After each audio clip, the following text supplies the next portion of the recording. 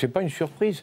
Là, je vous dis simplement, c'est la taille, l'ampleur de cette opération qui laisse rêveur. C'est normal entre alliés et comment on se protège ?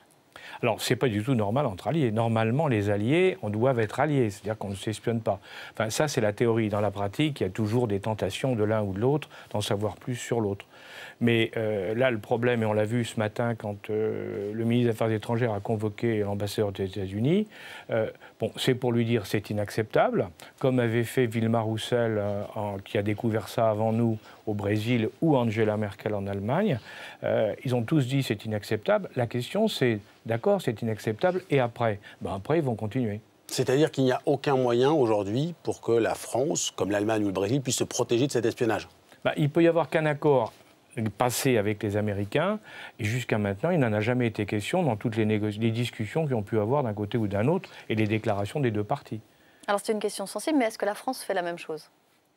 Ah ben non, mais c'est pas comparable. Si vous voulez, bien sûr que la France n'a jamais caché qu'elle avait un système d'écoute pour le terrorisme. On l'a vu au Mali. Il a été utilisé au Mali, dans la guerre du Mali contre les terroristes. Donc il y a de ce côté-là la France aussi. Hein, comme tous les grands pays du monde ont des systèmes. Enfin, si vous voulez, vous comparez pas un petit système avec un système qui est vraiment le big power. Hein, on contrôle tout au niveau mondial. Et ça pose un problème d'ailleurs, un problème de loi, hein, parce que on est dans une dichotomie au niveau légal, puisque d'un côté en France, la loi française interdit d'écouter. La preuve, le patron de la DCRI, Bernard Squarcini, a été mis en examen et va passer en procès pour avoir demandé à Orange de donner des listes téléphoniques, d'appels téléphoniques de journalistes.